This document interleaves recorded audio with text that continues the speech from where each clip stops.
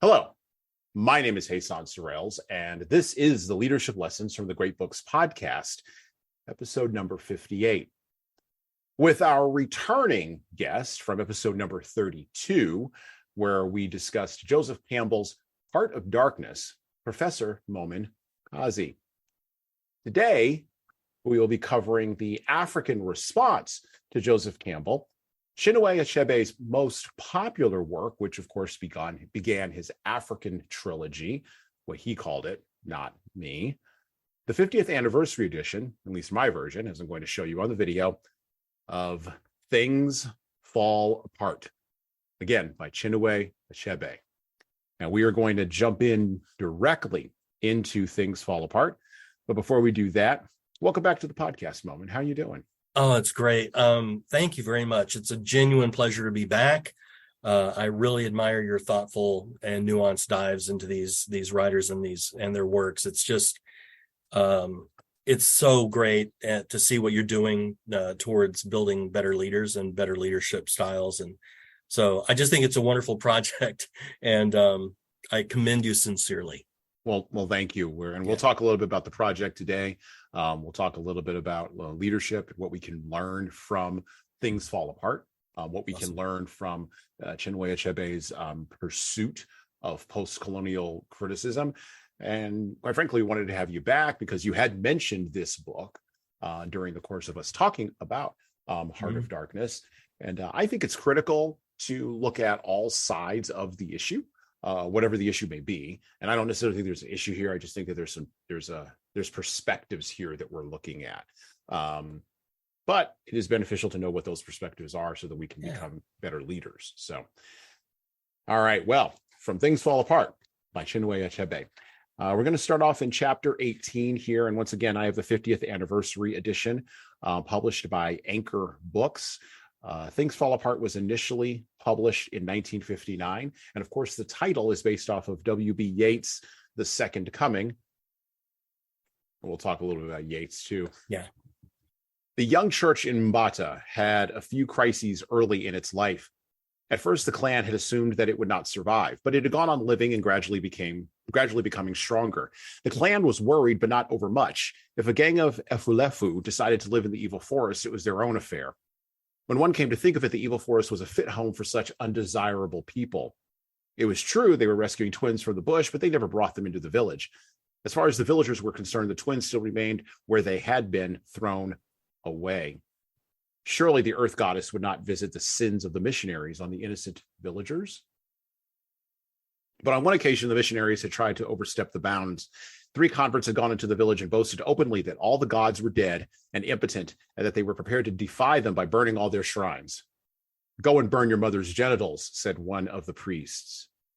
The men were seized and beaten until they streamed with blood.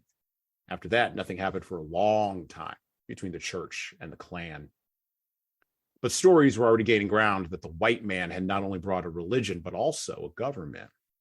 It was said that they had built a place of judgment in Umuofia to protect the followers of their religion. It was even said that they had hanged one man who had killed a missionary.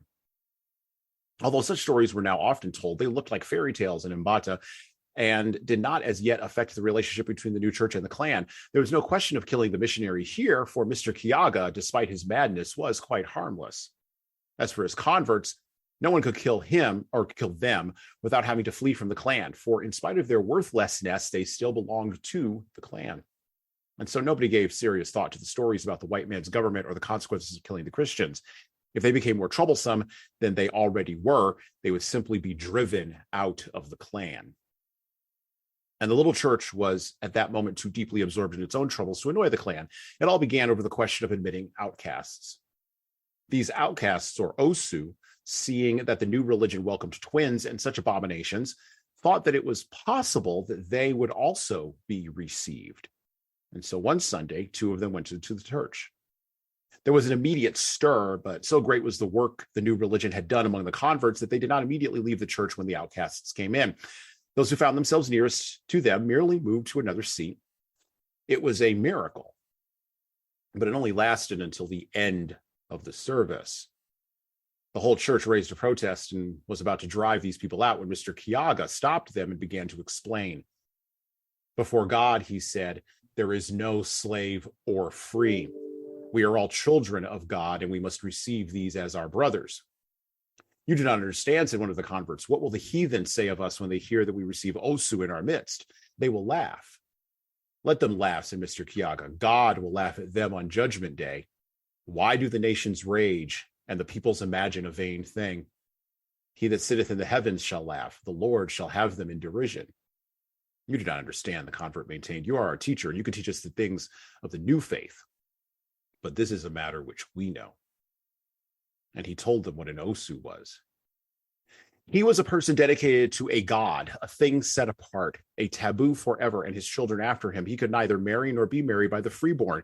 He was, in fact, an outcast, living in a special area of the village close to the great shrine. Wherever he went, he carried with him the mark of his forbidden caste, long, tangled, and dirty hair. A razor was taboo to him. An Osu could not attend an assembly of the freeborn, and they in turn could not shelter under his roof. He could not take any of the 4 titles of the clan, and when he died, he was buried by his kind in the evil forest. How could such a man be a follower of Christ? He needs Christ more than you and I, said Mr. Kiaga. Then I shall go back to the clan, said the convert, and he went. Mr. Kiaga stood firm, and it was his firmness that saved the young church. The wavering converts drew inspiration and confidence from his unshakable faith. He ordered the outcasts to shave off their long, tangled hair. At first, they were afraid they might die. Unless you shave off the mark of your heathen belief, I will not admit you into the church, said Mr. Kiaga. You fear that you will die? Why should that be? How are you different from other men who shave their hair? The same God created you and them, but they have cast you out like lepers. It is against the will of God, who has promised everlasting life to all who believe in his holy name. The heathen say you will die if you do this or that, and you are afraid. They also said I would die if I built my church on this ground. Am I dead? They said I would die if I took care of twins. I am still alive. The heathen speak nothing but falsehood. Only the word of our God is true.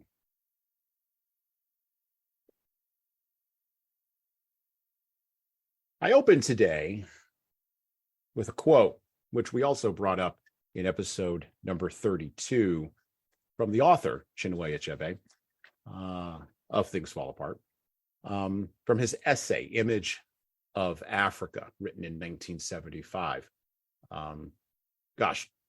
Almost 20 years after the publication of Things Fall Apart. And he says, and I quote, in the fall of 1974, I was walking one day from the English department at the University of Massachusetts to a parking lot. It was a fine autumn morning, such as encouraged friendliness to passing strangers. Brisk youngsters were hurrying in all directions, many of them obviously freshmen in their first flush of enthusiasm. An older man going the same way as I turned and remarked to me how very young they came these days. I agreed. Then he asked me if I was a student too. I said no, I was a teacher. What did I teach? African literature. Now that was funny, he said, because he knew a fellow who taught the same thing, or perhaps it was African history, in a certain community college not far from here. It always surprised him, he went on to say, because he had never thought of Africa as having that kind of stuff, you know. By this time, I was walking much faster. Oh, well, I heard him say finally behind me, I guess I have to take your course and find out. A few weeks later, I received 2 very touching letters from high school children in Yonkers, New York, who, bless their teacher, had just read Things Fall Apart.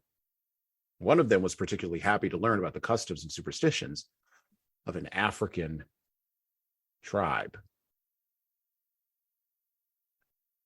Close quote. Baldwin's going to talk about this in a minute. I'm going to let him jump in here, but I would like to say something before we really jump in together. We read Slouching Towards Bethlehem, another poem-based book by Joan Didion, a collection of essays about the life and times of San Francisco in the late 1960s. And Didion wrote that book because she said she felt the sense that her writing did not matter, that she had a sense that things were falling apart, that the center was not holding, that the falcon could no longer hear the falconer. Weirdly enough, 10 years before her, Achebe is writing a novel about Africa with the title Things Fall Apart, sensing that the center was not holding, that things were fraying at the edges. The knives of cultural imagination, projection, pride, and ignorance, they cut all different ways. One of the things that came home to me really reading Chinua Achebe's Things Fall Apart was how much the bell was being rung back in the mid 20th century, that there was some disease, not merely in Western thought, but that there was some disease, some cancer growing in global thought. Now, that cancer may have accelerated because of the internet. I personally believe that it has. And I don't know if it's a 5,000-year turning or a fourth turning or whatever. But I do know that we are all aware in spiritual and material ways that the center is done. And that at the edges, there's all of this stuff we have to deal with. And as leaders, this is really challenging because we often think about and we default to this idea of material power.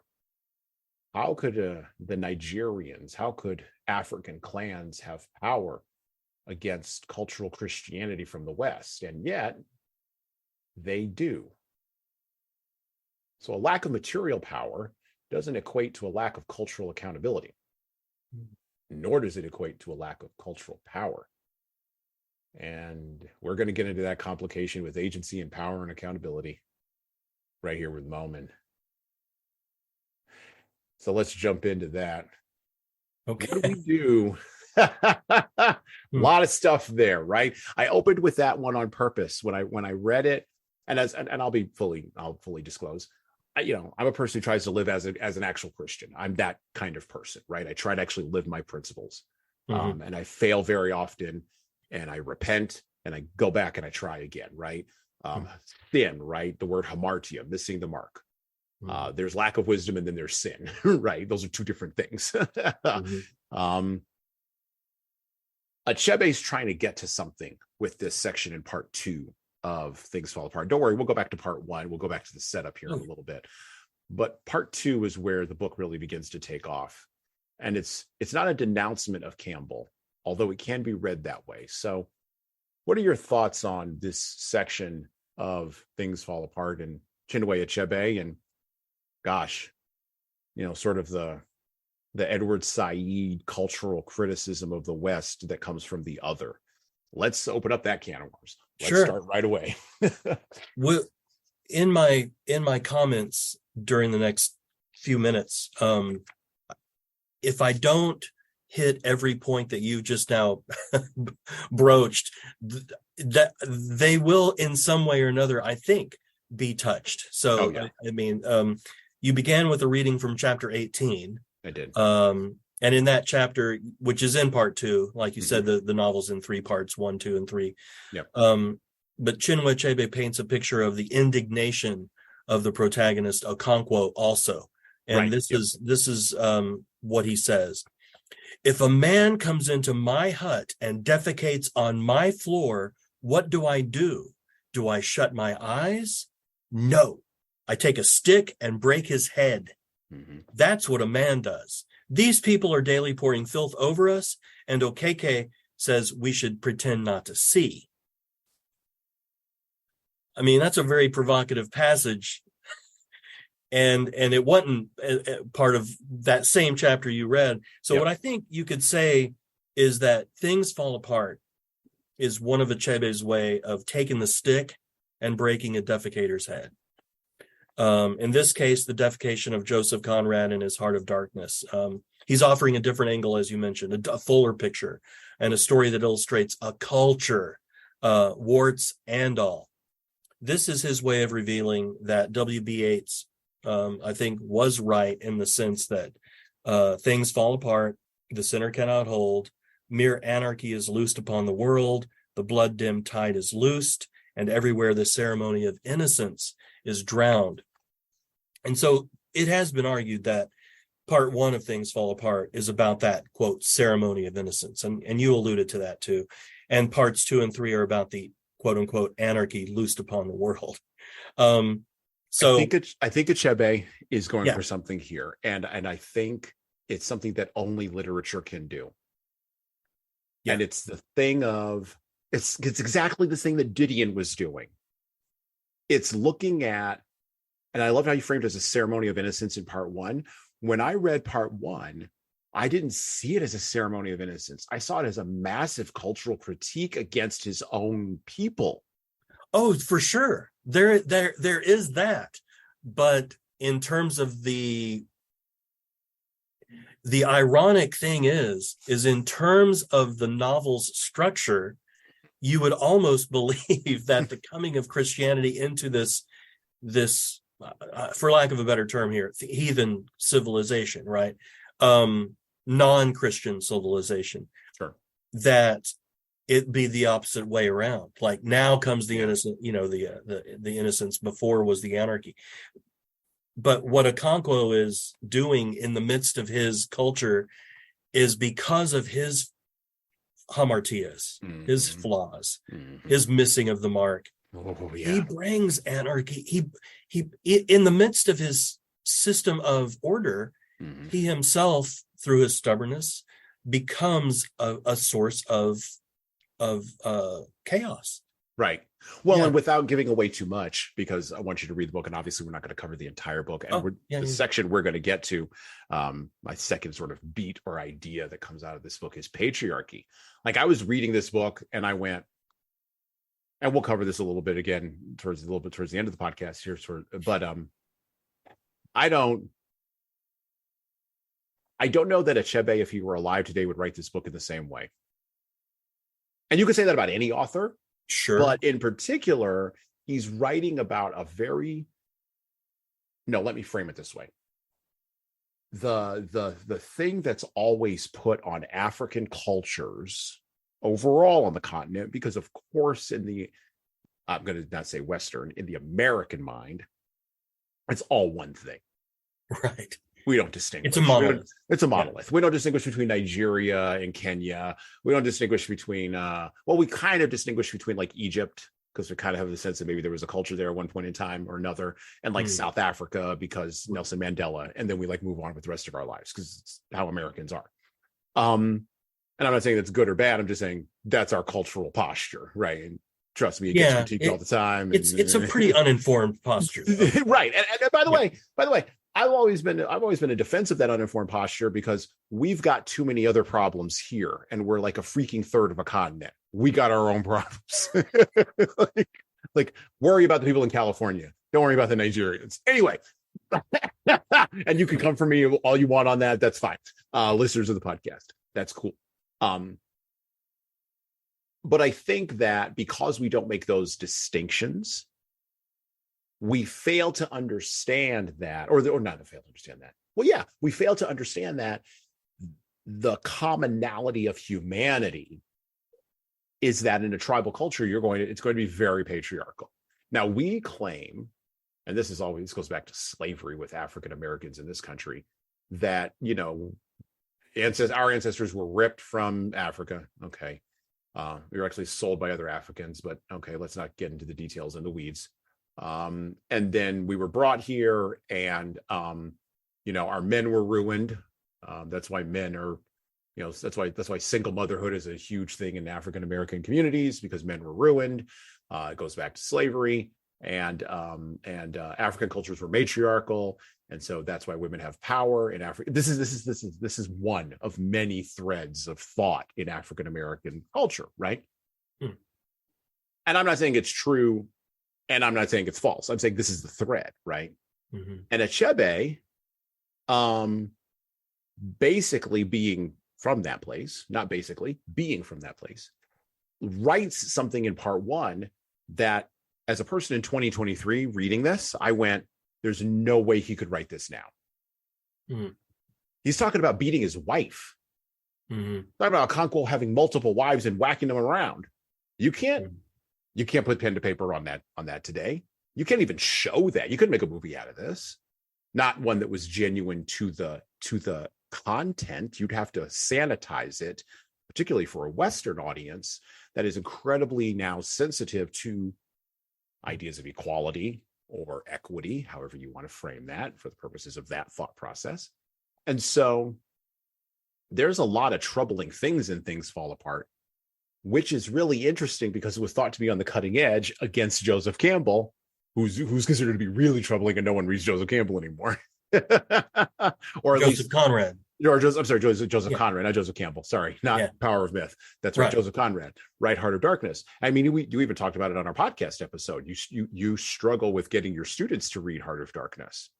So I guess my question here is, I understand Okonkwo's indignation, and I understand Achebe's cultural critique of that, but he's also mounting a defense, right, of this thing. I think the defense, though, is humanity is not perfect, and humanity is flawed, and Africans, I'm using the term very obviously broadly, but his Igbo culture are human.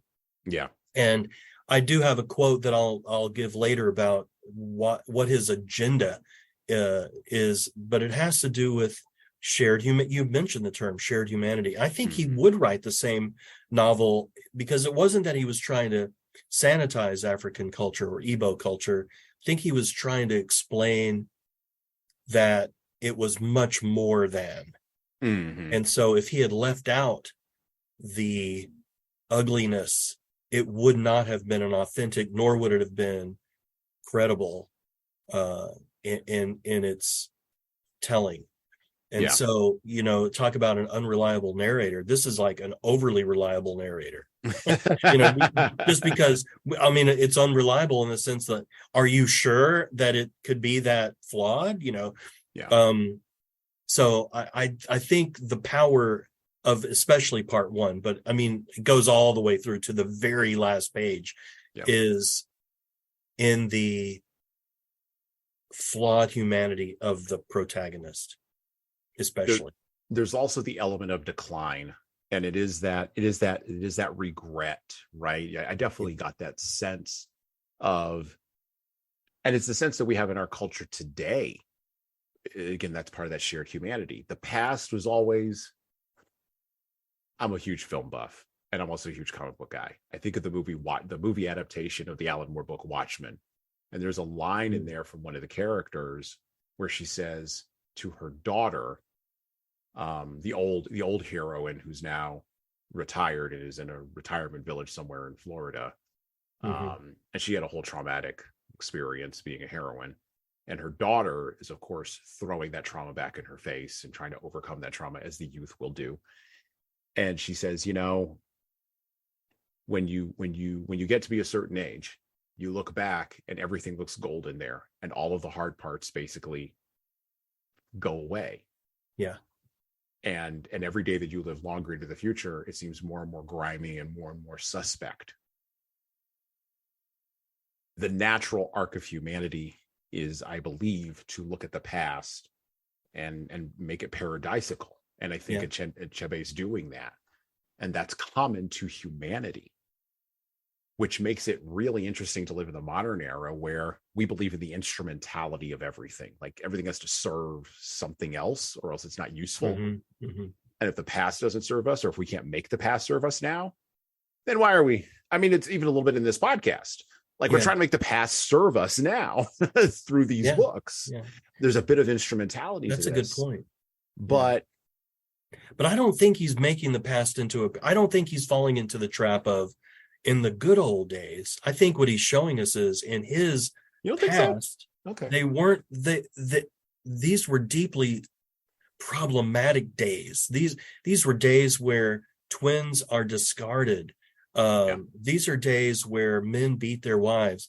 These are men where these are days, yes, it was a patrilineal culture, but these are days where a man is considered womanly or weak, as in an effeminate. In other words, this notion of not being manly is gendered, and so there are so many ways where he looks back on that pre-Christian past and says, this is what it looked like, but it's also woven with many cultural practices and societal structure. with practices and structures that reveal the power of cross-tying, the power of multiple groups that have a voice within a, yes, patriarchal government system, but it's very democratic in that every group has a voice that comes together. There's a lot of value of the ancient, the senior, the older, the elders. There's also these secret societies that are masked. But in other words, there's a lot of cultural beauty and richness incorporated into these aspects of deeply troubling abuses of just human ego and power. But I look at, the artfulness of the stories, which I'll talk about a little bit later too, but like the use of proverbs and stories and songs and cultural acknowledgement of various food practices, and and I see not a romanticization of that glorying of it, but just a recognition of it that a lot of people in the uninformed West just are not aware of. So he is world building for sure. Like he's putting in all the touches, right? He's exposed. It's basically, and I know he was in the Images of Africa essay and that anecdote that I read. Yeah, I definitely got the sense he was resentful, and sort of standing as an avatar for all of African cultures everywhere on the continent. Yeah, and yet you wrote this thing, so the knives cut both ways, right? True. Yeah. And the knife that you use to cut the other, if you are Pache Edward Said, if you're on the other side of that, the knife you use to cut the dominant party can also be turned around and used to cut you. It's right? dangerous to use the master's tools to dismantle the master's house. But there's also the reward with the risk. There is. Yeah. Speaking of wisdom, I want to touch on this because I'm going to skip around a little bit. But I want to know, I want to go to how do you know when things are falling apart. So I want to explore a little bit of this wisdom thing from chapter 14. Talk about Okonkwo. This occurs after, let me set this up a little bit. This occurs after Okonkwo is banished from his tribe, from his clan, as punishment, interestingly enough, for, I fundamentally believe, for an act that he committed, a sin, a hamartia that he committed, that he was not supposed to commit. Yeah. But he did it anyway, because if he hadn't done it, he would have been going against the rules of the clan. And so that's kind of the setup in part one. Yeah. Sort of. He didn't have to be the one who actually he didn't have to execute. Yeah, he didn't have to execute. Yeah. But he was going to, because of who he is. That perception. Yeah. He was going to follow through on his own nature. Want to be weak. Exactly. And so he's now banished with his 3 wives to a community that is matrilineal in nature. And so he's feeling a little bit of friction here. And he gets some wisdom from an unexpected source. So back to the book, back to Things Fall Apart. On the second day, Uchendu called together his sons and daughters and his nephew, Okonkwo. The men brought their goatskin mats, with which they sat on the floor, and the women sat on a sisal mat spread on a raised bank of earth. Uchendu pulled gently at his gray beard and gnashed his teeth. Then he began to speak quietly and deliberately, picking his words with great care. It is Okonkwo that I primarily wish to speak to, he began, but I want all of you to note what I am going to say. I am an old man, and you are all children. I know more about the world than any of you. If there is one among you who thinks he knows more, let him speak up. He paused, but no one spoke. Why is Okonkwo here with us today? This is not his clan. We are only his mother's kinsmen. He does not belong here. He is an exile, condemned for 7 years to live in a strange land, and so he is bowed with grief. But there is just one question I would like to ask him. Can you tell me, Okonkwo, why is it that one of the commonest names we give our children is Neneke, Neneka, or Mother is Supreme? We all know that a man is the head of the family and his wives do his bidding. A child belongs to his father and his family, and not to its mother and her family. A man belongs to his fatherland and not his motherland, and yet we say, Neneka, Mother is Supreme. Why is that? There was a silence. I want Okonkwo to answer me, said Uchendu. I do not know the answer, Okonkwo replied. You do not know the answer. So you see that you are a child. You have had many wives and many children, more children than I have. You are a great man in your clan, but you are still a child, my child. Listen to me and I shall tell you. But there is one more question I shall ask you. Why is it that when a woman dies, she is taken home to be buried with her own kinsmen? She is not buried with her husband's kinsmen. Why is that? Your mother was brought home to me and buried with my people. Why was that? Okonkwo shook his head. He does not know that either, said Uchendu, and yet he is full of sorrow because he has come to live in his motherland for a few years. He laughed a mirthless laughter and turned to his sons and daughters. What about you? Can you answer my question? They all shook their heads. Then listen to me, he said, cleared his throat. By the way, pause just for a moment before he goes. I wrote in the margins of my copy, that's gangster, what he's about to say. Back to the book.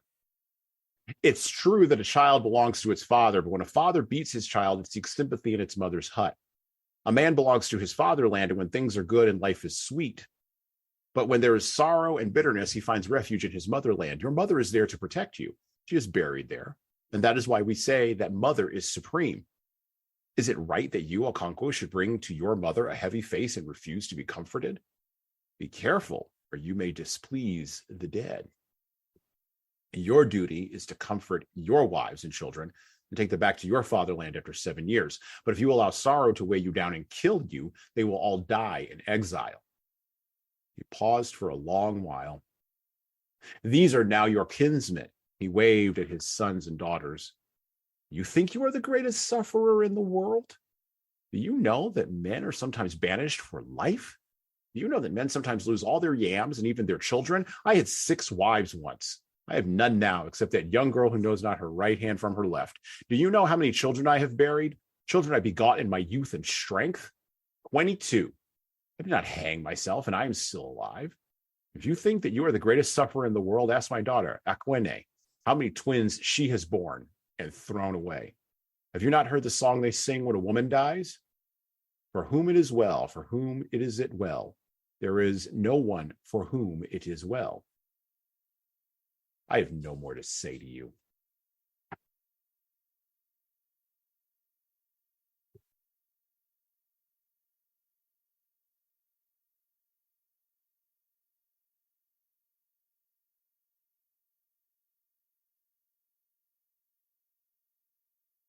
Chinua Achebe, born Albert Chinua Lumungu Achebe, November 16th, 1930, and died March 21st, 2013.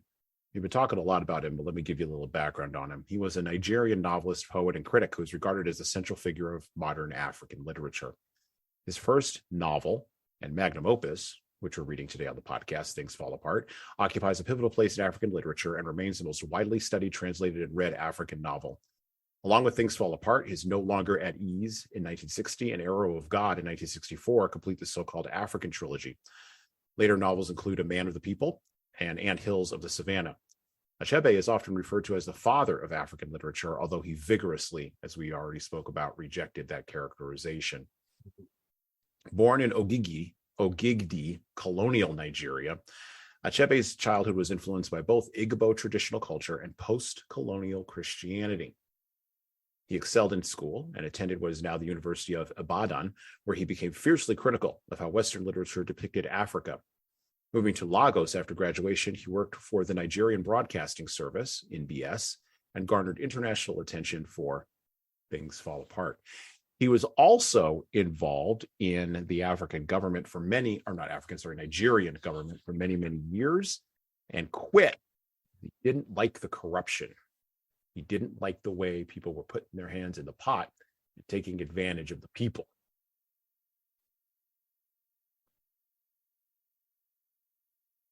The reason why I read that clip from Uchendu, that piece there, that excerpt, is because,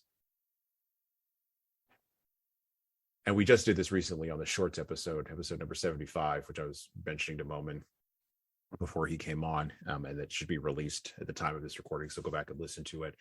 I am incredibly concerned that there are a lack of adults in the room, of many rooms of leadership, where we assume that adults should be. By the way, being an adult means telling the kids to be quiet, that they don't know what they're talking about. And by the way, sometimes a kid is 35. Sometimes you don't know what you're talking about when you're 35. Hell, sometimes you don't know what you're talking about when you're 44. Sometimes a 60-year-old man or a 70-year-old man or an 80-year-old man has to tell you what it is you don't know. Or a 60-year-old or a 70-year-old or an 80-year-old woman has to tell you what you don't know, because they just have more life on them. We used to believe and we used to value that, but we have a cult of youth, and we've had it for quite some time, going back to the 1950s, at least in America. Although some people will say, erroneously, I believe, that we've always had a cult of youth. I firmly believe that that arc came through in the baby boomer generation and has now reached its full apotheosis. By the way, this is where you get lists in Fortune magazine of 30 under 30 or 40 under 40, or as I've been getting emails recently, 50 under 50. What the hell is that about? But of course, most of those people who are on those lists from Fortune magazine, who are lauded as being geniuses, like Adam Newman or Sam Bankman-Fried or Elizabeth Holmes of Theranos, most of those people go to jail. The idea used to be you didn't give anybody any power who was under 40, because they just didn't know enough to handle it. Not that they weren't technically smart, not that they couldn't pass the test, not that they couldn't manipulate the chat GPT to come up with the right answer and seem like they were authoritative, but they didn't actually have the wisdom that's hard-earned through experience and through life and through getting scars, like Uchendu got scars. 22 kids die, that's some scars. And Okonkwo, for all of his will and his nerves of steel, is young and just doesn't have life on him. This is a real tension moment in our culture today. And you're in higher education. I was in higher education. We were in a unique field where I was in a unique field, and you currently are, where the youth will have its day, because every year there's a new batch of freshmen showing up, a new batch of 18-year-olds with new ideas on culture, new ideas on communication, new ideas on process, new ideas on thought. And yet, how many chat GPT essays are you going to be looking at the next year? And the challenge for you, I would think, as a professor who has earned your stripes is, how do you tell those, and I'm going to use the term kids, sorry folks, how do you tell those kids that they're just not as smart as they think they are, or alternatively, that their intelligence is not all that there is? Because that may be the first time they hear that message showing up in your class. That's a question for leaders, by the way, too, which leaders have been struggling with this one for the last 15 years now. How do you tell the youth in a youth-based culture that they need to sit down and listen to some wisdom? Yeah, it's a tough question. I know you have a pregnant pause there, but if I could insert just a second. Yeah, go ahead. No, the pregnant pause, it's the pause, and I'm just letting you think about it. Yeah, go ahead. It's something I've grappled with for at least the last 5 years, but it's been percolating for more than that. But more recently, it seems to me that I've had to help my students and younger people in my life that shortcuts to success or shortcuts to fulfillment, productivity, are really short-lived successes, and that there is this kind of mentality of, maybe, like from the Napster era, and, from various forms of streaming without having to pay. Whereas we grew up in an era where, well, we had to pay for our HBO, or we had to pay for magazine subscriptions, or we had to, we had to pay monthly amounts of money, and with streaming and with ways to tap into a great pool of knowledge, the internet is quote unquote free, of cost, except for the phone line and the internet and the computer, all those hidden costs. Yeah. And of course your attention span and your dopamine, but let's not talk about those. Preach, you keep, but the reality is someone is still paying for that Netflix or HBO subscription or whatever it is, and Spotify or wherever it is we may access our podcasts and so forth. But a lot of younger people have learned how to with much more facility than I have, and maybe you even, but the ability to game the system. And there's like this kind of badge of honor, like, well, I got what you got, but I didn't have to pay for it, Right.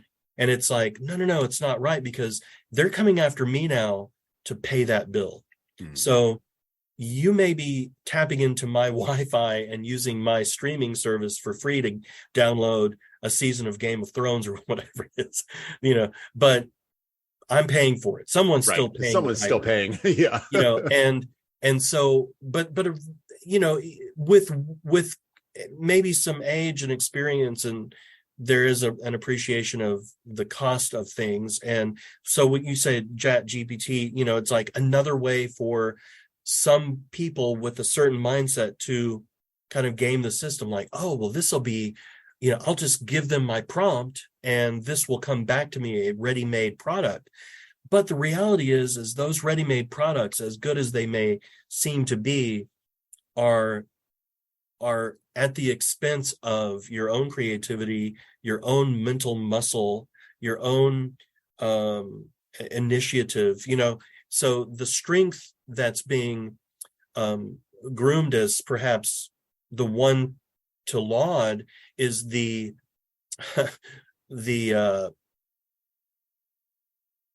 ability to make game the system better, or to get the better shortcut, or to not pay what you had to pay.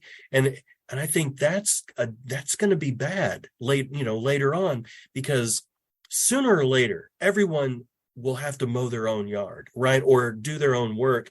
They will have to come to the point where the muscle is being exercised. And I hope that it doesn't atrophy too much before that happens. So that was way of a rabbit trail. No. That's exactly it. Because taxes come in different ways. Good point. Yeah, great way to put it. Taxes come in different ways. So my oldest daughter, who is getting ready to be a freshman in college next year, graduating this year. Great. God bless her. Just got her first tax bill. The woman is irate.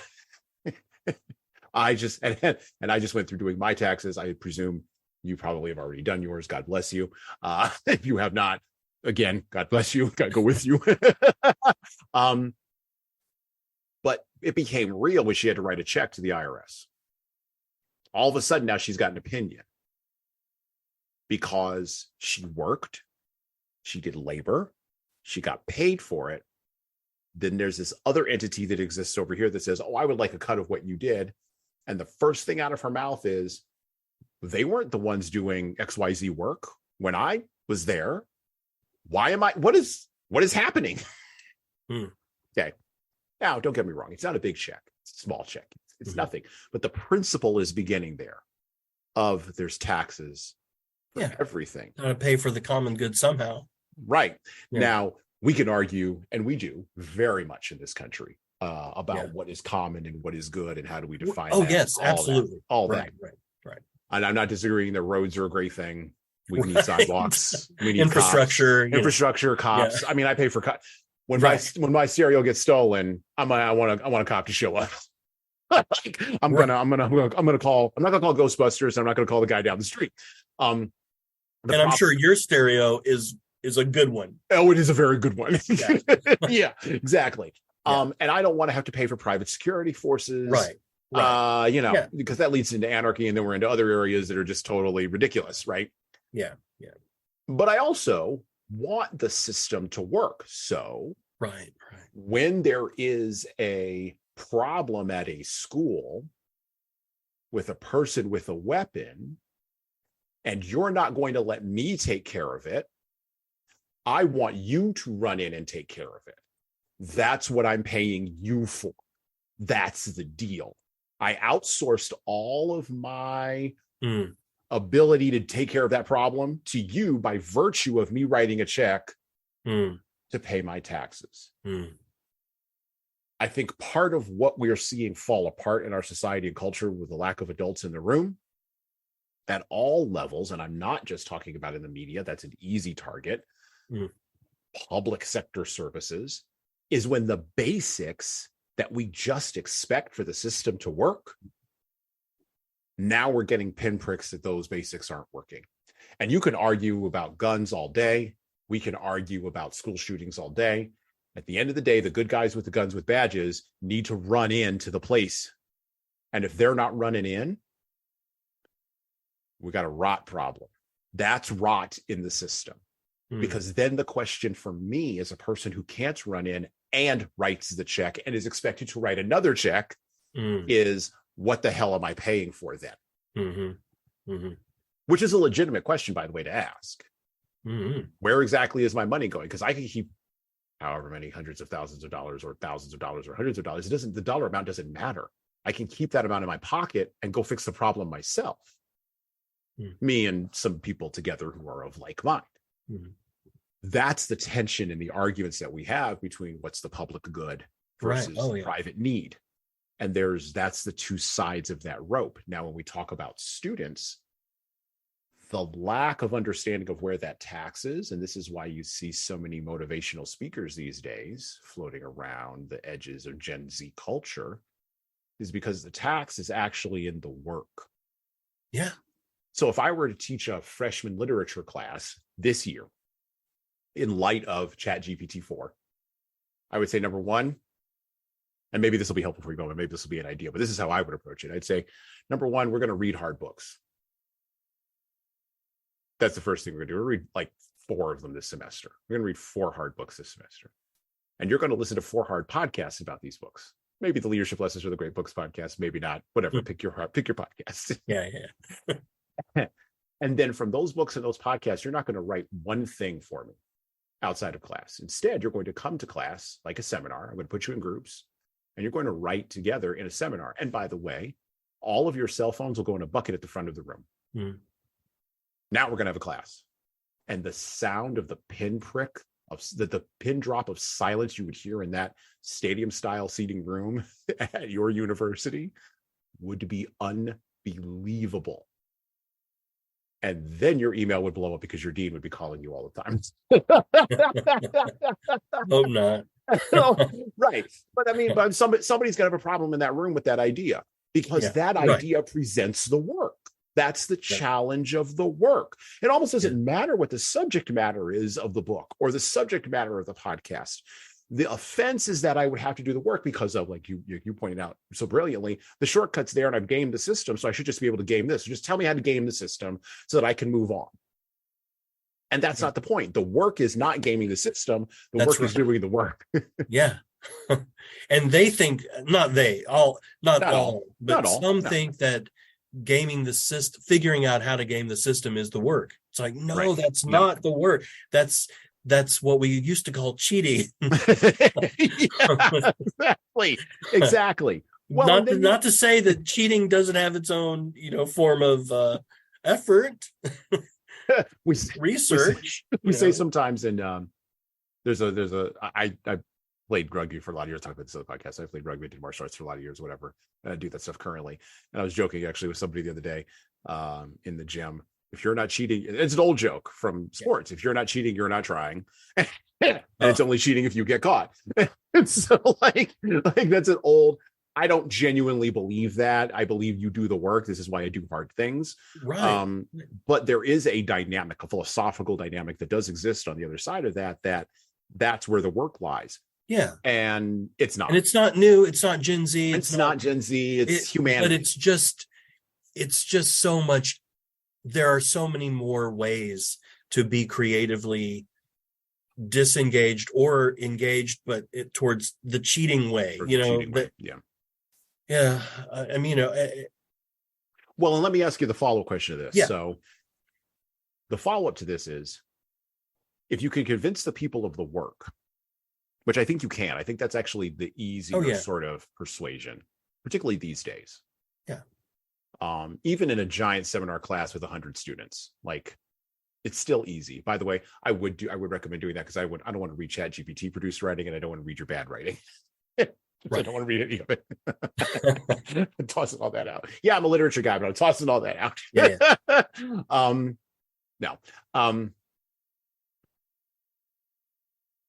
The secondary critique underneath that, then, for the more sophisticated students in the room, and this is probably one of the reasons why I'm not an adjunct faculty member anymore, because this is the thing that would catch me, is the social justice power dynamic then would be the critique. You're in front of the room and your privileged group here. How dare you tell me from my minority underrepresented group? And by the way, this already started happening to me in business schools when I was teaching years ago. I saw this coming like 3-4 years ago, because I was already getting, like, people would walk up to me after the first day of class and I'd be like, this isn't going to be easy. It's a business class, but it's not going to be an easy class. They would literally walk up to me and go, so I'm from XYZ group. And I'd be like, okay, what are you going to do for me? Nothing. Like, here's the syllabus. And that during that time, 4 or 5 years ago, that was, oh, you sweet summer child. That was a time of innocence. Because you could just be like, and they would be disgruntled, but they would walk away. Now that disgruntlement has moved into, I'm going to complain, right? I'm going to report you, or whatever. I never we dealt with some hard subjects in business, like corruption and fraud and things like that. I never put trigger warnings on my syllabuses. I never did any of that garbage. Like, you're in school, you got to be able to handle this. Okay. Yeah.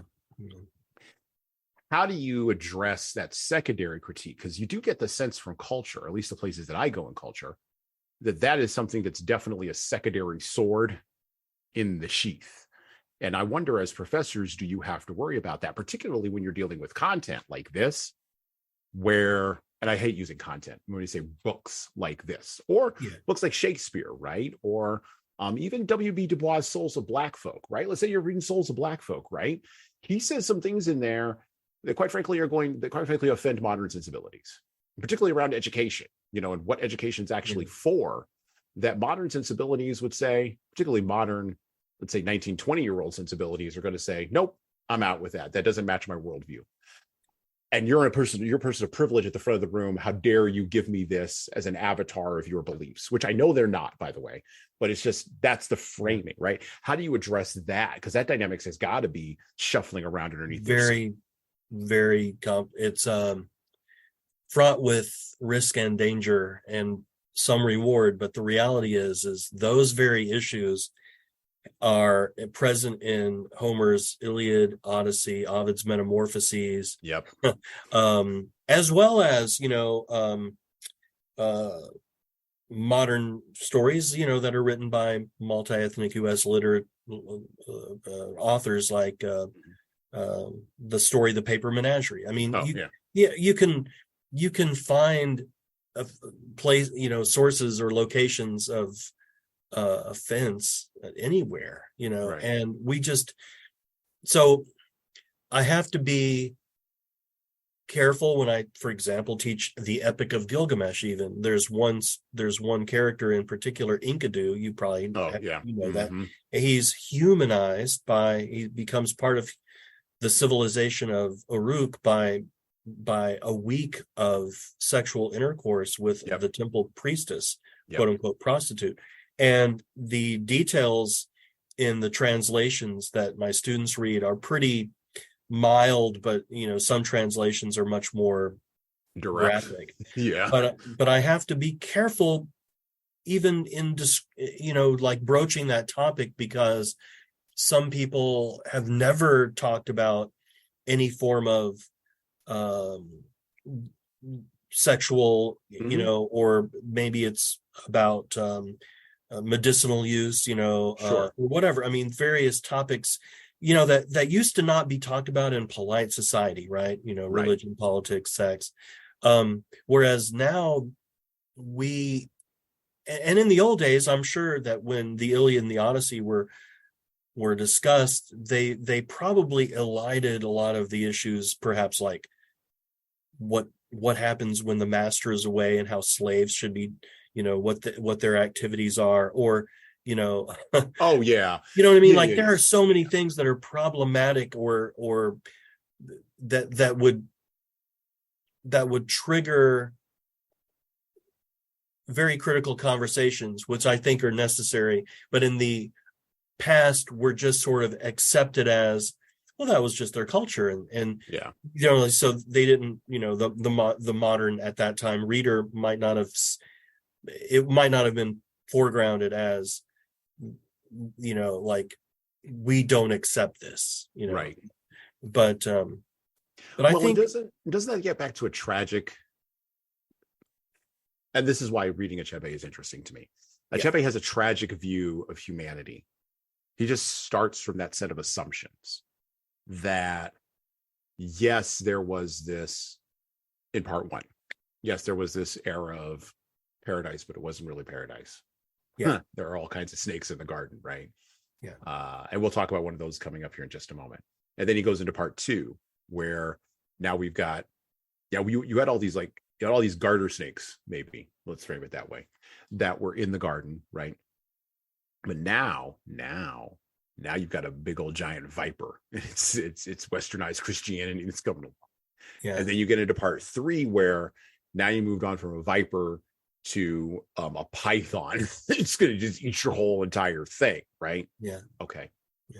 The python was before the viper, though. The python was before that's true. The python was before the viper. That's a good point. That's right. The viper, that came in definitely wanted to kill the pythons. Definitely, for sure. But you've got these dynamics, but they begin from a root of a tragic view of humanity. And this is why literature is interesting to me, because all the best literature is written from the perspective that human beings are flawed fundamentally in some kind of way. And we could chalk it up to religion, or we could chalk it up to trauma, or we could chalk it up to society. But this Rousseauian idea that was really pushed to the end of its logical end by Marquis de Sade, although I'm not going to get into all that and the decadence and all that. But this Rousseauian idea that has sort of played out across political controversies that we've had in the West, but it's actually filtered down into culture, is really interesting. And I wonder how well leaders struggle with this, because they're coming out of the cultural milieu the same way that we are. But then also our future leaders, if you have a tragic view of human nature, then you are very rarely surprised by the bad things that human beings do. Like, it takes a lot to surprise you, like a lot, like a Viktor Frankl, Elie Wiesel sort of level, like evil. I'm going to use that because then you can use that word. You can use that word evil, right? How do we teach people about how do we reinsert that? How do we reinsert the tragedy of human nature and get people to to accept that in a West where, quite frankly, all I have to do is swipe right and I can get a date. I can go to streaming service and I can get Netflix. Wait for anything, right? I could order DoorDash and the food's here in 15 minutes. I teach the Iliad and the Odyssey. I like teaching Oedipus by Sophocles. Oh, yes. So, I think when you talk about the tragic, the tragic hero wasn't invented with the pessimism, that comes out of the Romantic age, or the optimism, either one. It certainly wasn't, born out of Hobbes. I think you could go all the way back. And so I think it's really useful to teach those quote unquote classics, because the definition of hubris is often an overweening pride that the tragic hero has as one of his or her hamartias, right? Tragic flaws. But the way I describe it and the way I teach it is that hubris isn't necessarily limited to understanding the flaw as overweening pride or arrogance, but this is the Quazi definition. Mm-hmm. Forgetting who you are, forgetting that you're human, forgetting that you're one of us, forgetting that you're part of a larger community, that we're connected. And when you think of Oedipus that way, it's not that he's a victim of fate, it's that he has forgotten the riddle of the Sphinx, that he was part of the human society that could not escape in that time his destiny. And so I look at that notion of, I think there's value in reading those ancient texts, because they help bring to the forefront this notion of, we in our modern time, in our contemporary moment, must not forget that we are also human, and that we are also therefore constrained by the laws of physics and nature too. For example, it's just an easy one. When you drive, if you don't pay attention to the road, there's a good chance that you are going to become a danger and perhaps get in an accident. So don't text while you're driving.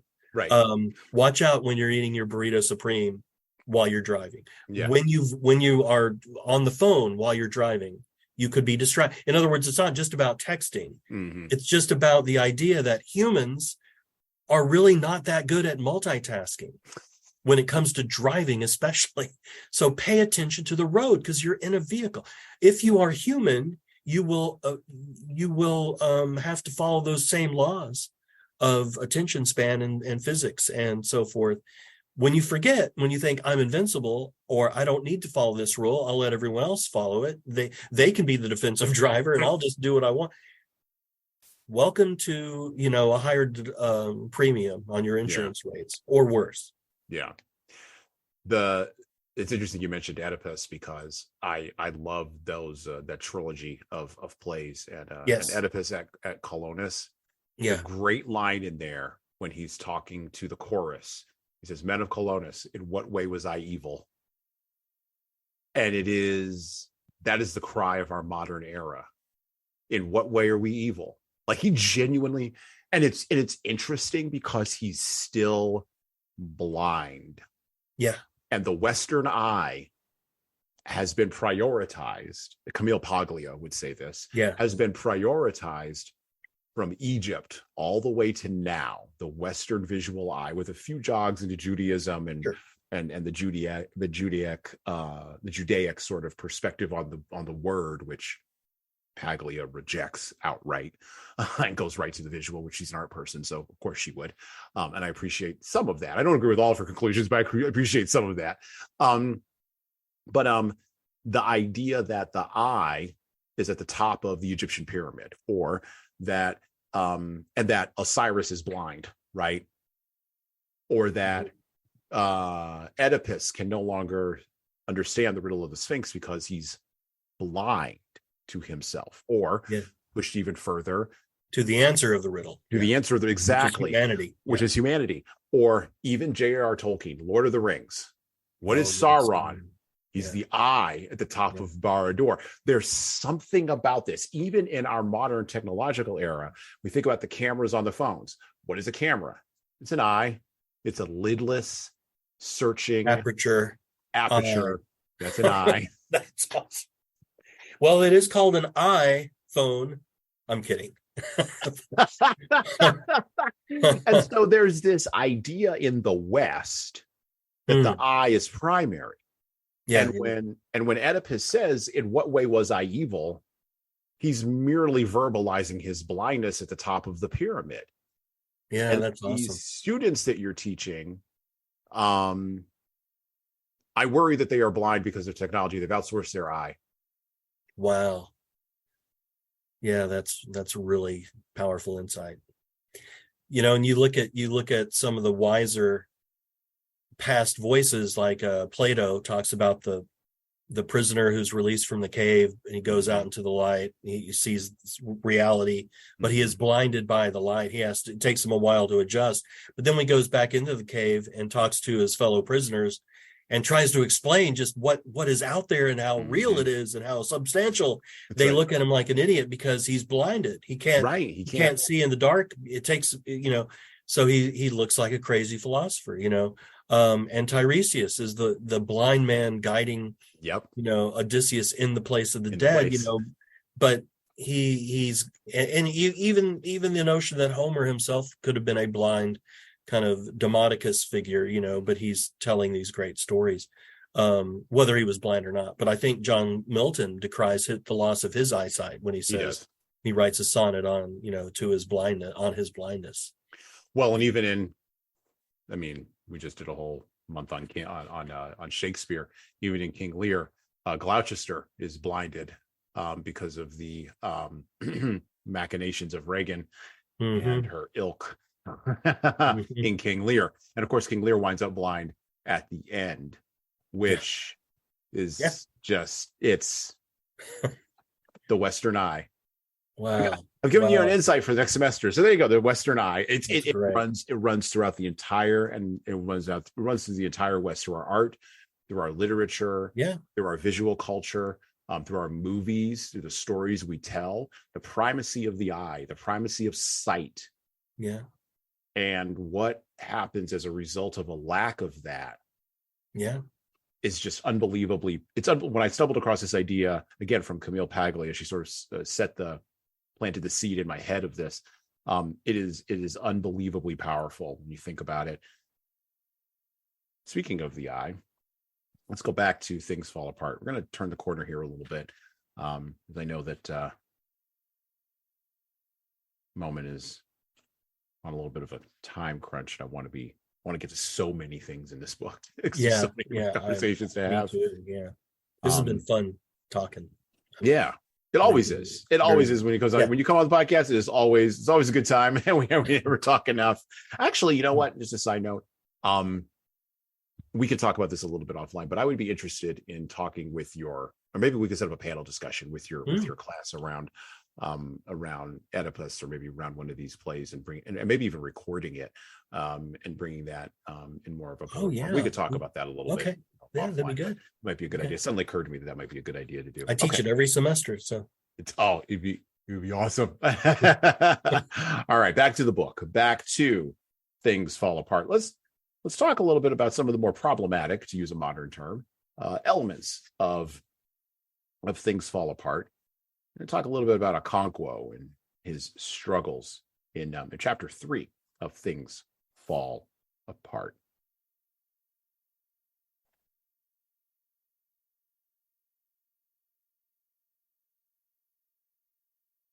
After the wine had been drunk, Okonkwo laid his difficulties before Nkwakibi.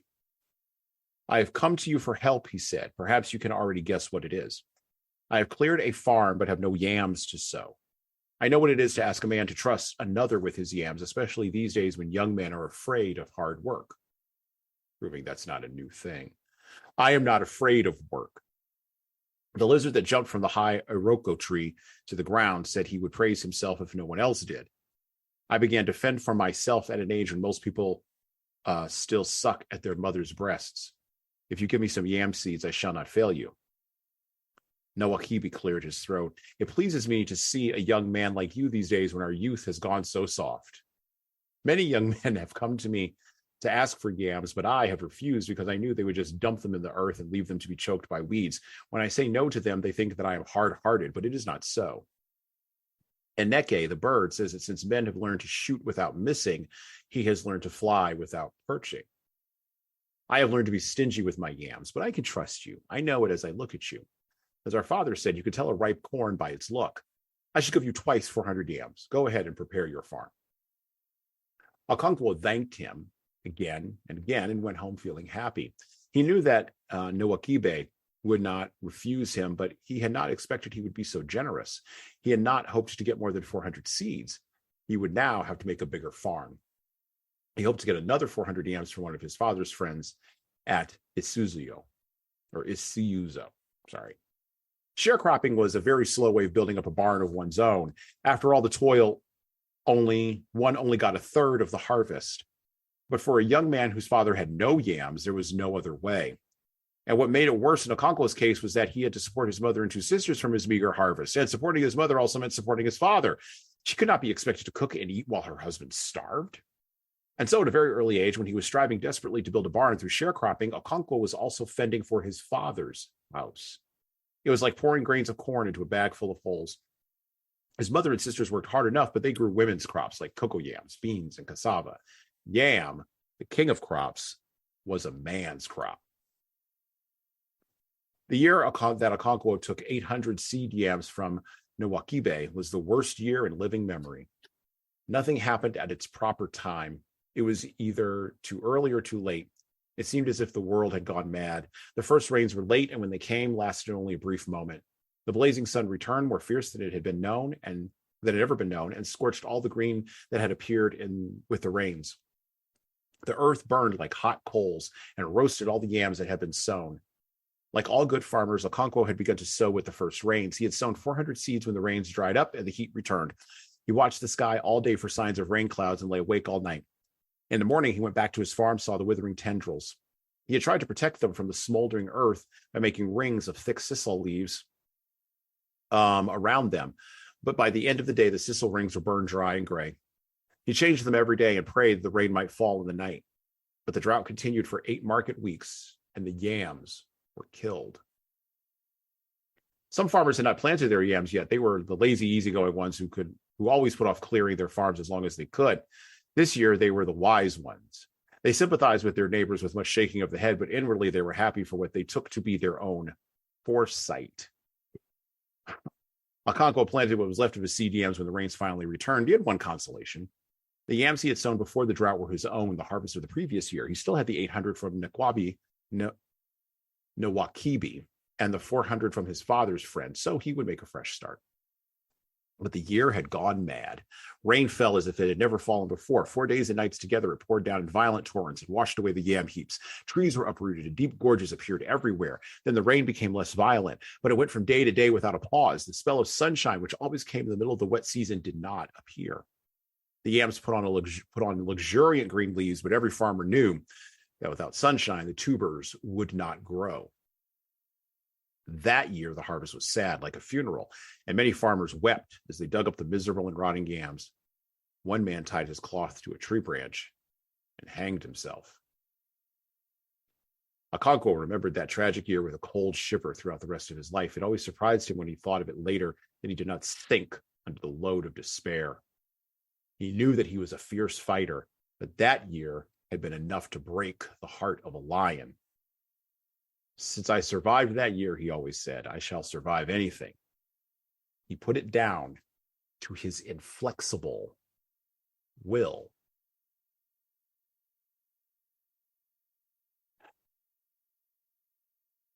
There are parallels in that section to the struggles of Wang Lung in Pearl Buck's great novel, The Good Earth, which we read on the podcast in episode number 47 earlier this year. With rice and famine in China. Matter of fact, the parallels are almost stunning between what Pearl Buck described Wang Lung, her character Wang Lung, going through, not just for a section of a chapter, but for half the friggin' book. Poverty and famine used to be the ancient devils that haunted the feet of man, particularly for 80% of our humanity when we were farmers or adjacent to farmers. The modern world that we live in right now is an extremely narrow slice of our overall human history, and one for which I'm grateful, because I would have been a sucky farmer. That'd have been terrible. I have no facility with the ground at all whatsoever, other than fighting on it. Unlike Wang Lung, Okonkwo's success he attributes to quote unquote inflexible will. And the reason why I highlighted this and wanted to talk about it was there are mirrors here that Achebe is establishing. And he establishes African tribes as their own societies and cultures that mirror European and Chinese traditional cultures, and also Native North American cultures. All of those cultures, in Europe, they called it feudalism. In Nigeria, with what Chinua Achebe is describing with the Igbo, in Native American cultures that relied on corn and relied on the moving of the buffalo. If you rely on nature, nature doesn't care about you, and so you worship nature. You raise nature up, right? But as you become more civilized, well, something else has to shift around. And the things that shift around are things that we are experiencing right now, in particular, male leadership. See, the fact of the matter is, and Achebe talks about it in the difference between women's crops and men's crops, men have had to, and you can chalk this up to a biblical root if you would like. I would not oppose that. I think that what is stated in Genesis is merely a statement of reality, not necessarily a statement of an overarching transcendent God making a curse on somebody or on human beings. For men, work is the thing, and hard work is the thing. And particularly struggling against nature is the thing. In our contemporary world, for leaders, struggling against the system is the thing. The system can wreck you just as much as famine and poverty can. And the reason that I highlighted that inflexible will piece, the other reason I highlighted it is because I thought of 2020. As a matter of fact, I put 2020 next to it. That was a year where if you survived, it was potentially due to your inflexible will, because the entire system, regardless of where you lived, you may have felt was set against you. And you should perhaps look back on that time with a shiver going down your spine. And by the way, that's an antidote to hubris. Male leadership, however, is inserted in here. And I want to talk a little bit about this. I want to talk about patriarchy. Specifically, I want to use that word. It is used and inserted here, and it is assumed as a fundamental element of reality itself. Moumin, what do you got to say about the patriarchy as we turn the corner here? Because the entire novel is rife with it. Yeah. Well, one thing I would say, just you said it, and I think it was so, it's just so prevalent in our thinking, but I don't think you meant it. So I want to circle back just for a second to a statement you said. You said about becoming more civilized, but what I think you meant was becoming less agrarian, because it was civilized during the agrarian age too. It was just, and I think Achebe is showing us that it is civilization, even if it is not technologization, right? So civility can happen, whether it's feudalism or agrarian or in the cosmopolitan setting, right? But the patriarchy, this is part of the quote unquote civilization of the Igbo culture, right? It's got three main structures. I'm this is just from my study. It's not something I could have gleaned it from the text, but I can say that there's the Uno, the house, which is the smallest social unit, the family, the husband, the wife, the children, right? Then there's the Amuna, the lineage, which is the related houses. And then there's the Obodo, the village, which is headed by a headman, an Onyisi, right? And the most important meetings are held in the Obi, or the meeting shed of the most senior elders. And men could aspire to become an Ozo, which is the highest title a man would hope to achieve.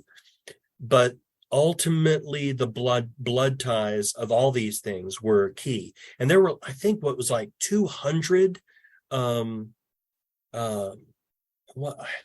don't know if I wrote it in my notes somewhere, but there were 200 groups. Each of the groups had 20 to 30 villages in each group in the Igbo society, right? So the language that the Igbo society in these 200 groups with 20 to 30 villages in them, there were dozens of dialects within that language set, right? Yeah. So what I'm trying to get at is the notion of the patriarchy was much more complicated than just sort of like men were in charge and women were subjugated, right? There's, right, and the culture that was definitely patrilineal, the idea of this descent from the father to the son, is definitely one of those aspects of society that Achebe is critiquing, because, I mean, Okonkwo's father was, painted as this very, very chill man, but what we moderns would call if you go to certain places on the internet, they might call him a beta male. Yeah, I mean, but just depending on where, it's sort of like, I don't know. Did you ever see the Cheech and Chong movie Things Are Tough All Over? Oh my gosh, yes, but it's been many years ago. 10,000. But I'm just saying, there's a whole culture in movies of kind of like the stoner that just is living life, man, and things are tough every over. Right? The Big Lebowski, the Big Lebowski. Dude. Yeah. And I'm just saying that there's something very appealing about that character, but Achebe is showing us that Okonkwo cannot abide that man, right? So the patriarchy has its flaws, and unfortunately it can also reinforce the worst in. Well, there's also a dynamic here of fathers and sons, which very rarely, I mean, it's one of those things, just like patriarchy is assumed, with all of its complications and variations and derivations and dialects and languages and reference, it's still assumed as a fundamental part of reality, right? But there's also an element of fathers and sons, and we see this with, again, you mentioned it, Okonkwo's father, and then Okonkwo's son, who converts to Christianity, and he can never get his oldest son to be, as he put it, to be strong, or at least as he defines strength, masculine, right?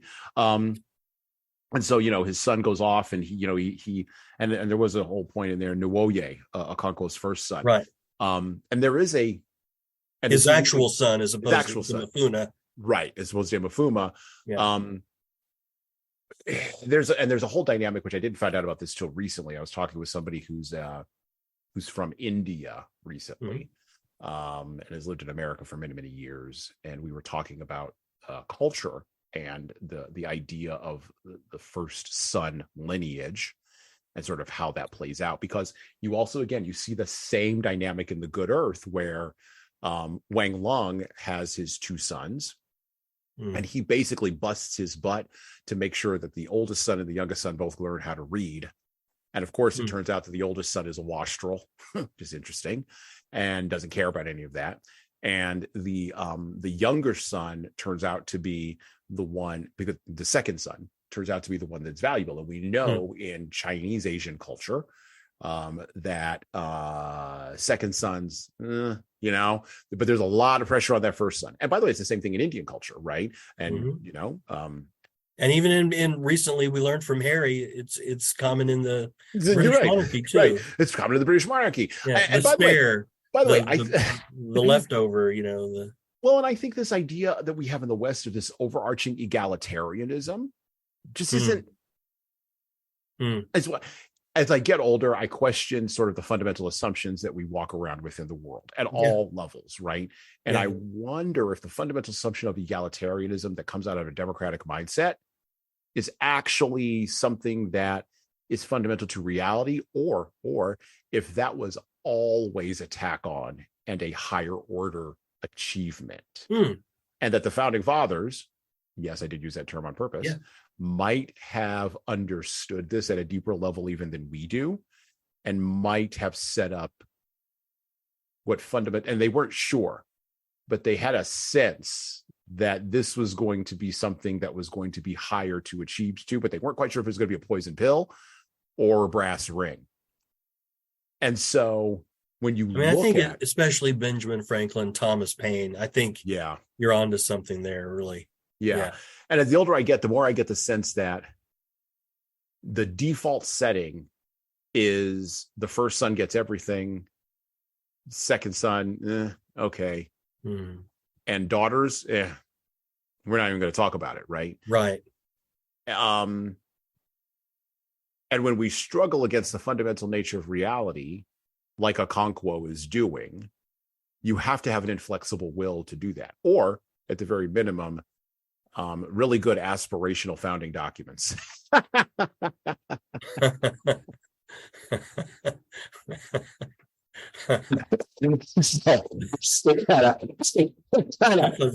a great way to put aspirational founding documents. Aspirational founding. I mean, you got something, right? What will you appeal then? Will you appeal to fundamental reality? Because if you appeal to fundamental reality, you're just going to wind up in the same place that you started. Yeah. So there's got to be a way out of that cul-de-sac, right? Yeah, yeah. And I don't think, I wonder if appeals to egalitarianism are just going to wind us back in that cul-de-sac. And I don't talk about anything involving gender fluidity or transgenderism on this podcast. I don't wade into those waters. Because that's not the point of this podcast, and B, that's not the point of this podcast. So, my opinions on that are irrelevant to what we are doing here or thinking about here. With that being said, there is a push against some realities there, and even Richard Dawkins has mentioned this. There's a push against some realities there where those natural realities are going to push back. And in the dynamic between fathers and sons, we see in Things Fall Apart that dynamic pushing back and forth. And so, yes, you have the father who's the Big Lebowski, Cheech and Chong kind of type. And then we have the son who actively rejects the path of the father and totally goes in a different direction. And so we don't talk about sons actively rejecting the path of the father unless the son is successful. Now, the son's a failure, we'll talk about it all the time. But if the son's a success, we'll talk about it all the time. But if the son's a failure, we're just going to kind of go, well, that's where they came from, and we just kind of walk off in the other direction. My question for you is, and I'm fascinated by fathers and sons, by the way, this is why I'm bringing this up. I'm fascinated by the dynamic because there's so much assumed in that isn't actually actively, or I shouldn't say isn't, is just now beginning in my time to be actively pulled apart.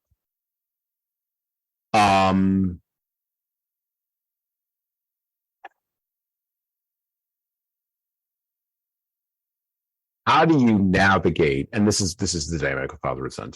How do you navigate, this is the question, how do you navigate a dynamic of bowing to authority, but without being deferential to it? Because that's the dynamic in fathers and sons. Your son will always try to overthrow you. He just will. Like any father who has a son knows this. Like you're... The way I frame it with my sons are, there's an old lion and there's a young lion, and the dynamic is always there. And I don't know how much you want to talk about your father. I know you recently had a loss there. I don't know how much you want to explore that, or if you even can. And I'm not asking you to. I'm talking in broad generalities. How do we navigate that authority/humility dynamic and pull something out of that leaders can use? Because Achebe is addressing that right here. He sure is. And it goes, again, we could go all the way back to Oedipus, which Freud, many hundreds of years later, makes it into a father being actively pursued by a son to try to, be killed by the son. But that's not the way Sophocles wrote it. He said that, if anything, Oedipus accidentally killed his father Laius. So, but there is this very well written, documented kind of history or theory of the notion of the sons needing to overthrow or kill off the father, but I think, it is very, I think almost everyone's father-son relationship, that since we are talking patriarchally, is very complicated. I lost my father. He was 95. He passed away just recently, and we had decades of separation. You know, I know that you oftentimes refer to the notion of separation and disconnection, or integration, disintegration. Yeah. It's a part of the cycle of life, and part of the rhythm of life. But there was a real poignance and a real connection at the end with my father, and it is an interesting dynamic that the son is constantly having to compete with the expectation or the aspirations, you mentioned that term earlier too, of what a father would hope. And they say, I want my son to surpass my station in life, or to be better, right? But then they have a hard time recognizing that moment, because maybe it's not like a very specific time, synchronously, For example, my brother is a great musician, and he was playing at the assisted living center on the piano there in the common room. He was playing some Beatles songs, and he played he played a John Lennon song, Imagine, but he also played I think it was maybe Let It Be, or something that everyone would know. But then he also played some original kind of things that nobody knew, but when he finished, they clapped for him, and you could tell they just enjoyed the variety of life that was now happening, because it was a difference in routine. Yeah. But my brother goes to my father and he goes, why don't you play more songs that they would recognize? And he goes, well, I did. I played a John Lennon song and a Beatles song, and then just a few of my own songs. And he goes, he said, they were just being charitable when they clapped. It's like, man, that's a savage singer, man. But my point is my brother, who is a second born, right, is like, even at the age of 95, and my brother is 59 years old, there was still that, you did okay, but they were just being charitable. Nice. I mean, and so it's like, you still want the approval, but at the same time you're annoyed that you want it, right? And then you sort of have a little bit of contempt at the idea that you still want it. You know what I mean? Like, there's and the way that I frame it is, like, my father died now 15 years ago. Yeah. Wow. Now, at the ripe old age of 56. And I'll tell you, when I got the news, I laid on the floor and cried. Yes. I don't mind saying that. Like, it's 15 years ago. So, and it started me down a pretty self-destructive spiral that it took me a while to get out of, because I couldn't reconcile the two halves of him in my head that I had. And so you talk about the long period of silence. There was a long period of silence, and then there was a bunch of stuff that happened on one side of that silence, and there was a bunch of stuff that happened on the other side of that silence, and I couldn't reconcile all those parts. I couldn't make the puzzle fit together. Yes, it's tough. And because I couldn't make the puzzle fit together, it took me a long time to sort of figure out that I didn't have to make the puzzle fit together. That wasn't my job.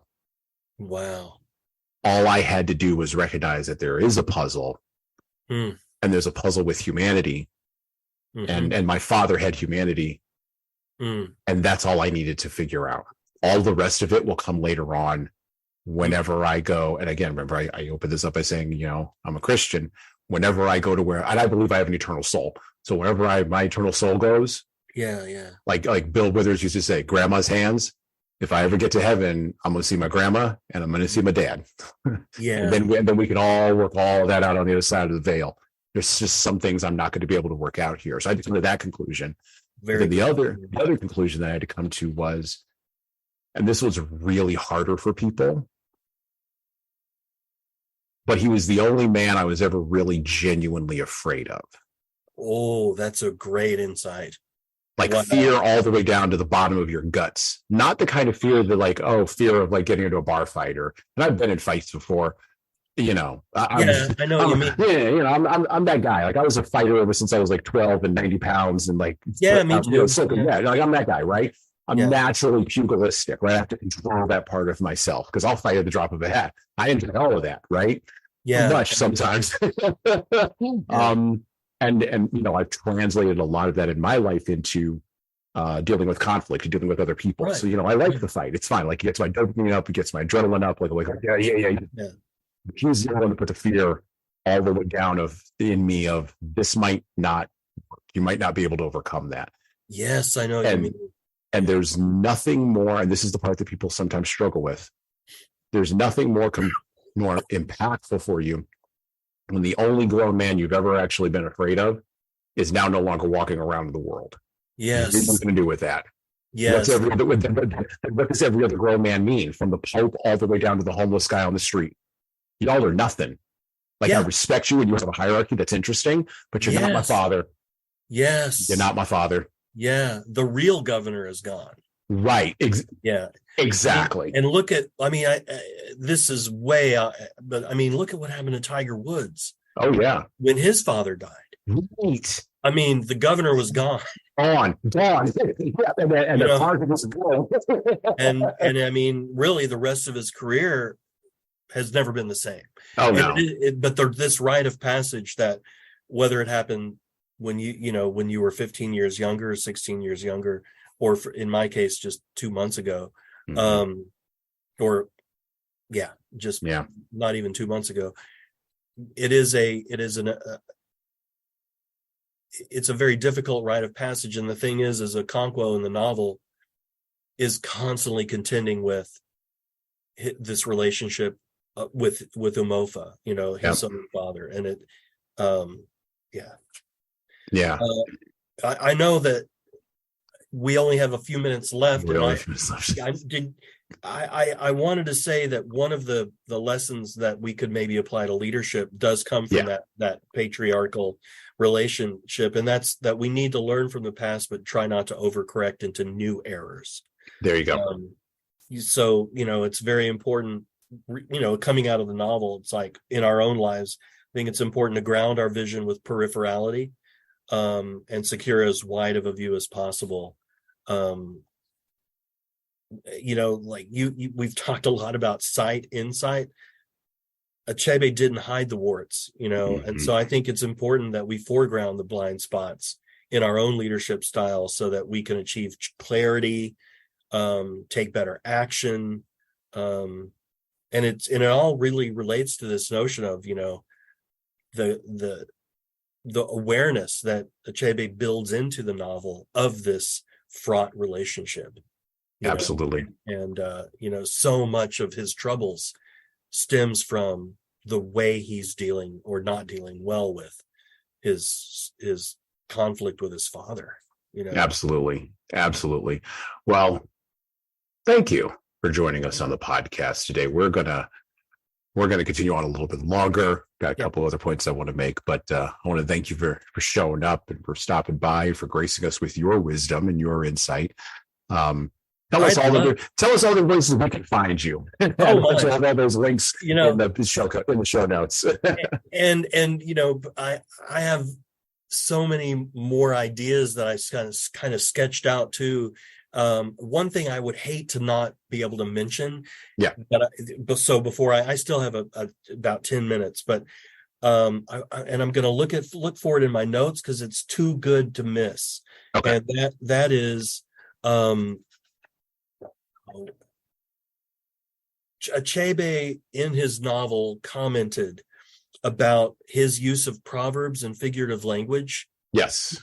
And so, as an English professor, but I just had to show, like he said, for example, things like, there must be a reason for it. A toad does not run in the daytime for nothing. That's one of the quotes, it's more difficult and more bitter when a man feels alone. It's like it's better he includes a song on page 58. There's a Just So story about why the tortoise shells is not smooth. Yes. Right? There's the mother kite, there's the roaring flame. He talks about Okonkwo is called a roaring flame because there's a lament, living fire begets cold, impotent ash.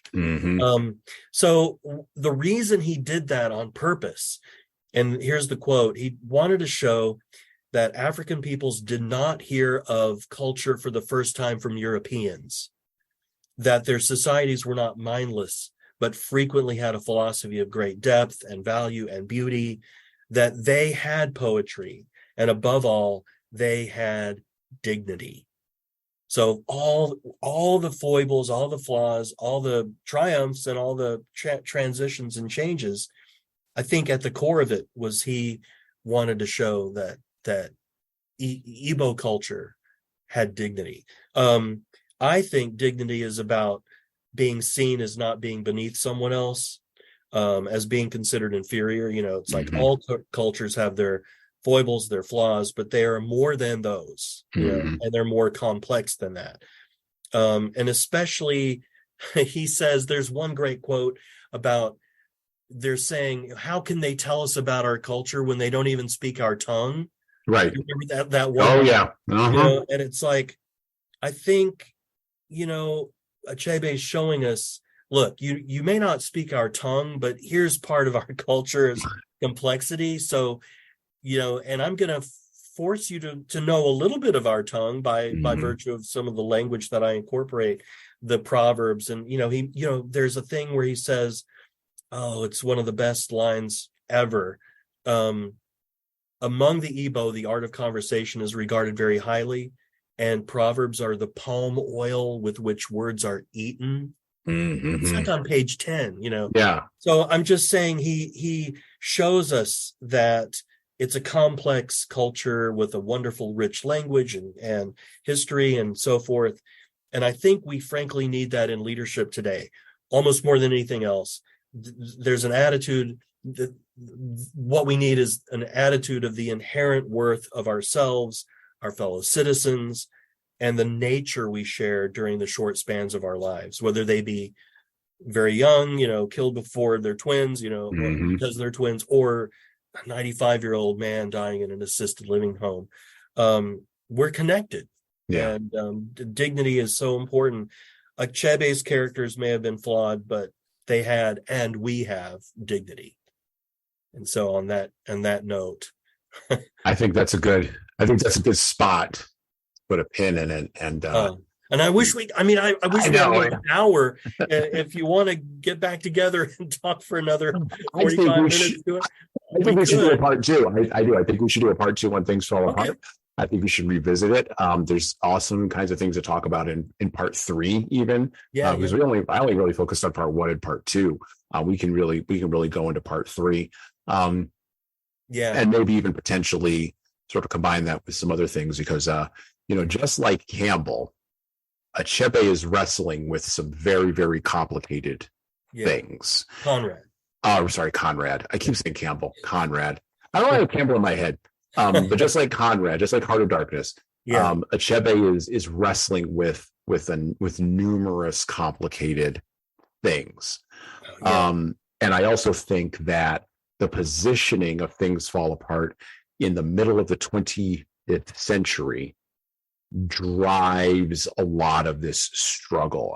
One of the things that, again, we see in our literature from the 20th century that we don't see in literature from before the 20th century, or even before the 18th century, is this struggle against the forces of existential nihilism, even down to the tribal level. You can see it where the edges are being questioned, and and it's not just the Christian missionaries coming in.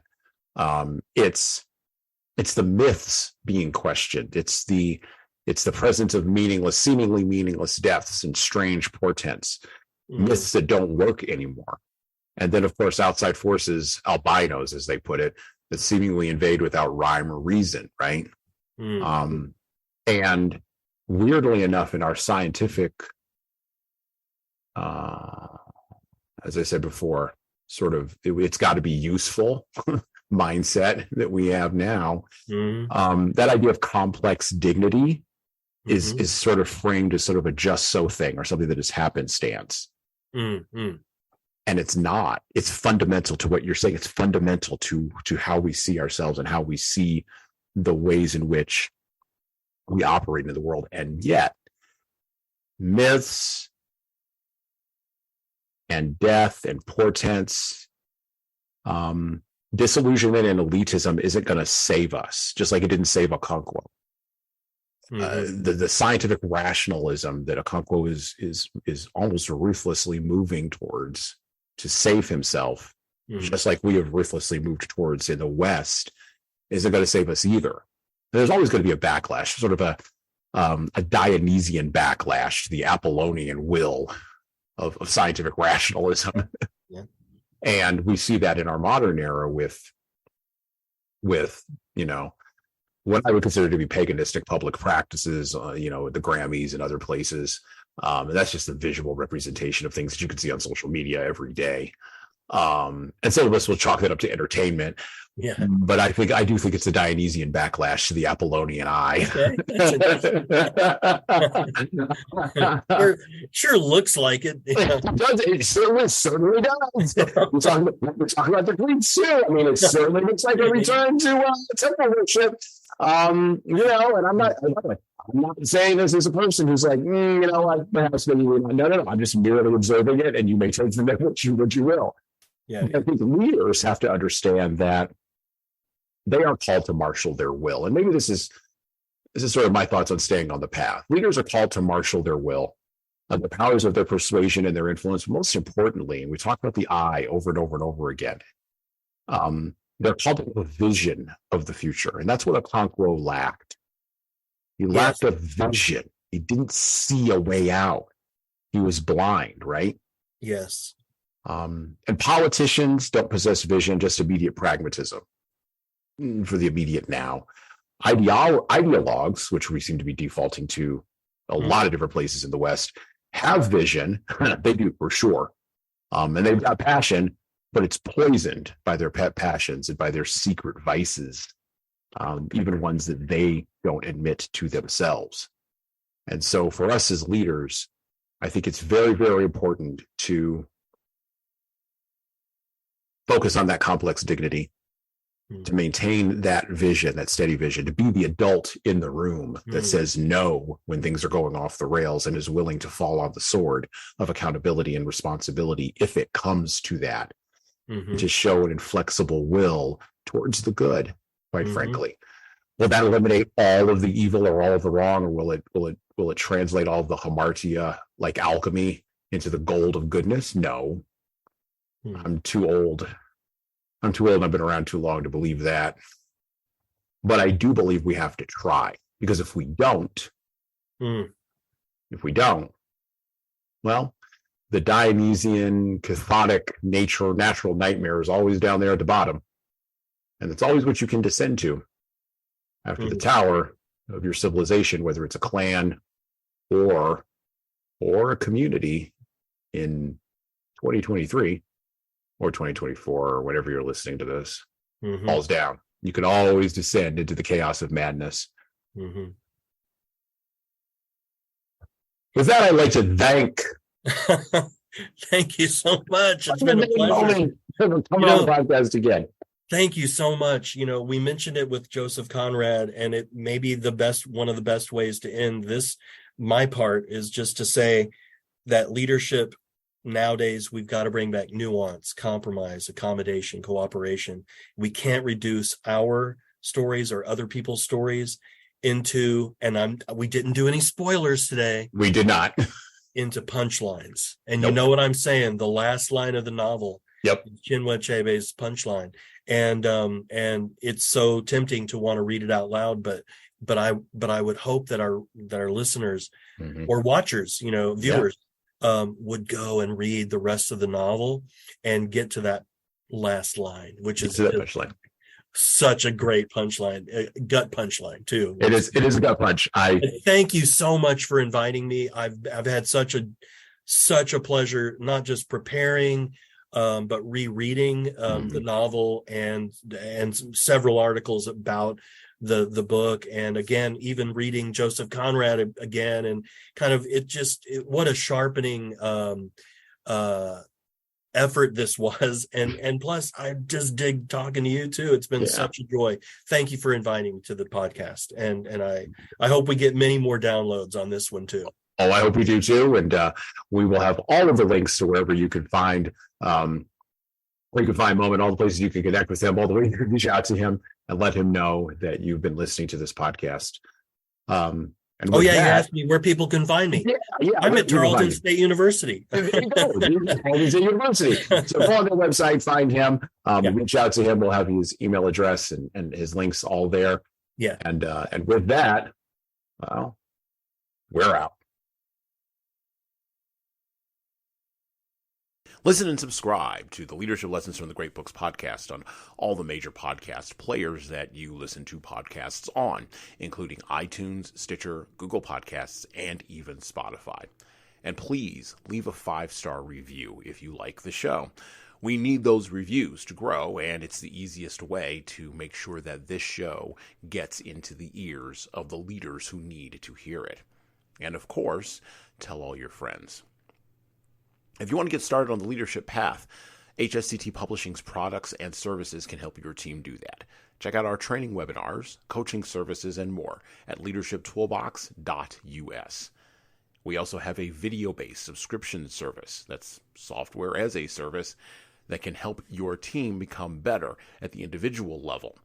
60 modules and over 100 hours of video and written content for you at LeadingKeys.com. That's LeadingKeys.com. We've also got books that will help you and your team grow. Pick up a copy today of My Boss Doesn't Care, 100 Essays on Disrupting Your Workplace by Disrupting Your Boss, and subscribe to the Little Red podcast I launched earlier this year with the same name as that Little Red book. My most recent book is 12 Rules for Leaders, the Foundation of Intentional Leadership. Co-written with contributions from Bradley Madigan, this is the book for right now that was written for leaders right now. Pick up a copy by heading over to 12rulesleadersbook.com/now. That's 12rulesleadersbook.com/now. You pay for shipping, and you'll get a copy of my second book as well. Finally, you can get all these books in paperback, hardcover, or as ebooks on Amazon, Barnes & Noble, Kobo, and any other place online you order books. Finally, HSCT Publishing is on YouTube. Like and subscribe to the video version of the Leadership Lessons for the Great Books podcast on the HSCT Publishing channel on YouTube. Just search for HSCT Publishing and hit the subscribe button. You'll get our weekly video updates, which is the video version of this podcast. And, of course, you're going to want to subscribe to my other podcast. That's right, I do more than one. The Jesan Sorrells Presents audio experience, where I talk more casually with a broader range of people about all matters that matter in the world today, from arts all the way to analytics. All right, that's it for me.